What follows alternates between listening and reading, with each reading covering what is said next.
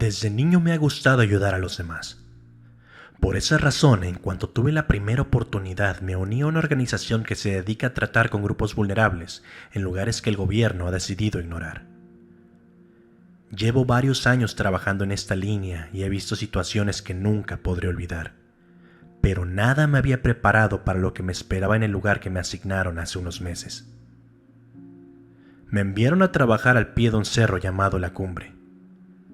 Era un lugar que albergaba gente pobre, prostitutas y drogadictos que habían encontrado un espacio para sobrevivir. Me di cuenta de que, aunque sus circunstancias eran difíciles, estos seres humanos eran fuertes y llenos de vida. La verdad es que no tardé en encariñarme con ellos. Cuando llegué a La Cumbre, los habitantes me recibieron con amabilidad y gratitud. En las primeras semanas me dediqué a conocer a la gente y a entender sus necesidades. No tardé en darme cuenta de que, aunque estaban acostumbrados a la adversidad, había una sombra de miedo y preocupación que se cernía sobre todos ellos. Una noche, después de una larga jornada de trabajo, me senté junto a una hoguera con algunos de los lugareños. Los rostros cansados y curtidos por el sol contaban historias de sufrimiento y no pude evitar sentir una profunda admiración por ellos. Fue entonces cuando uno de los ancianos del lugar, don Rafael, comenzó a hablar sobre las extrañas desapariciones que habían estado ocurriendo en la comunidad. Los pobladores habían comenzado a notar que algunos de sus vecinos, amigos y familiares desaparecían sin dejar rastro alguno en la noche. Además, varios animales de la zona también habían sido hallados muertos y desangrados, con marcas de colmillos en sus cuerpos. A medida de que don Rafael narraba estos sucesos, pude ver cómo los demás se inquietaban y murmuraban entre ellos, como si hablar de estos acontecimientos los hiciera más reales y aterradores. Fue en ese momento cuando escuché por primera vez la teoría de que algo vivía en el cerro y que estaba acechando a la comunidad.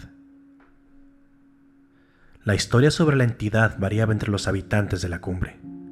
Algunos creían que se trataba de un demonio enviado a castigarlos por sus pecados, mientras que otros sostenían que era un brujo o un nahual que había tomado una forma maligna. Pero todos coincidían en que esta criatura estaba cada vez más cerca de sus hogares y que su presencia era cada vez más amenazante. Fue durante estas conversaciones que empecé a notar el temor en los ojos de los lugareños y cómo sus voces temblaban al hablar de la criatura. Esa preocupación y miedo me impulsaron a tomar la decisión de adentrarme en el cerro para enfrentarme a lo desconocido y proteger a la gente que se había ganado un lugar en mi corazón. Cuando me adentré en el cerro, guiado por mi intuición y el miedo que sentía por los habitantes de La Cumbre, me encontré con un paisaje árido y desolado.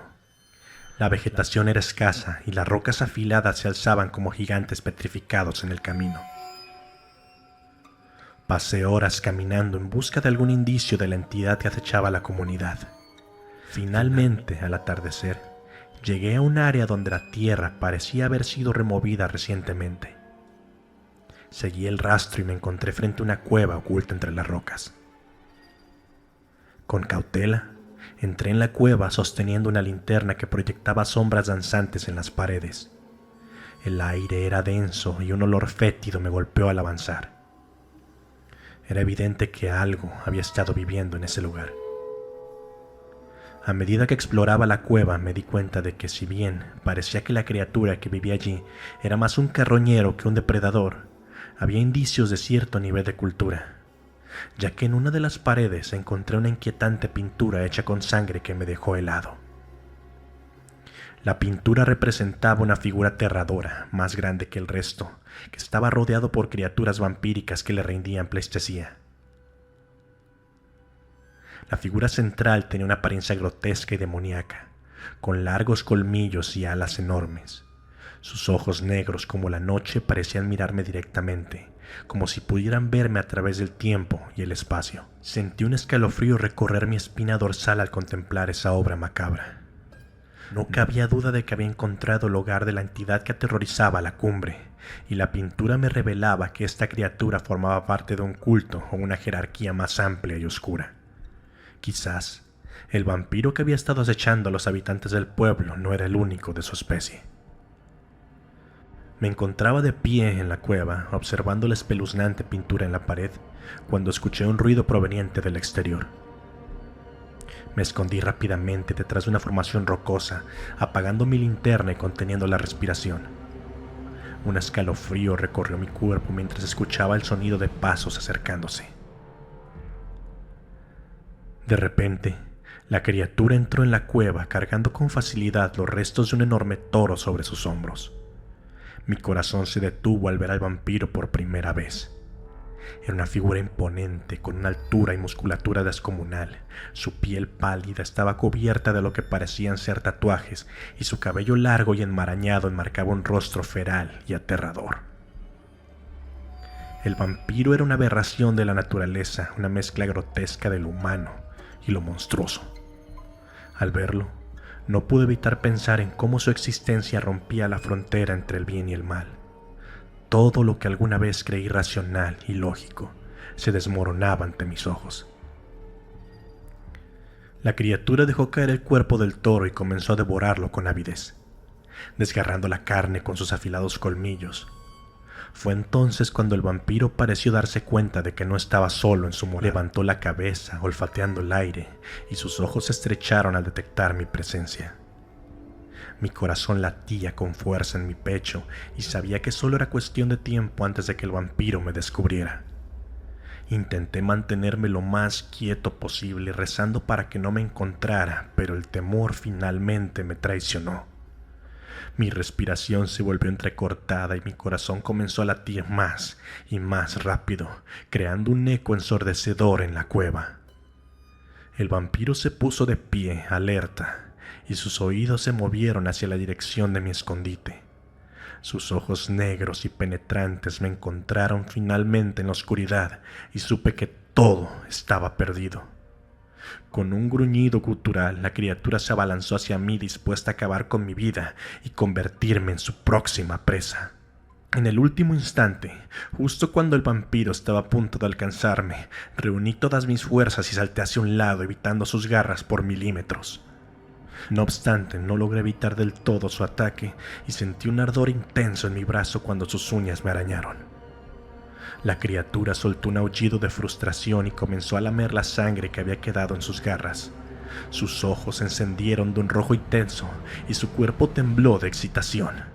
El olor de mi sangre lo había sumido en un frenesí de caza y supe que no se detendría hasta tenerme entre sus fauces.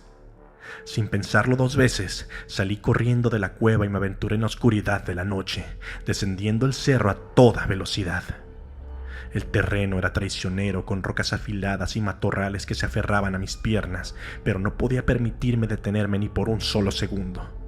Detrás de mí escuchaba los aullidos del vampiro y el sonido de sus alas cortando el aire mientras se lanzaba en picada hacia mí. Mi vida estaba en peligro y el tiempo se agotaba. El amanecer no estaba lejos y sabía que mis posibilidades de sobrevivir eran escasas, pero no estaba dispuesto a rendirme.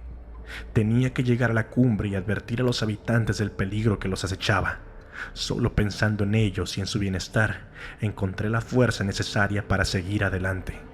Corrí como nunca antes lo había hecho, el corazón latiéndome en la garganta y el aliento saliéndome en nubes de vapor. Mis piernas parecían estar hechas de plomo y el dolor en mi brazo herido era cada vez más intenso, pero no me detuve.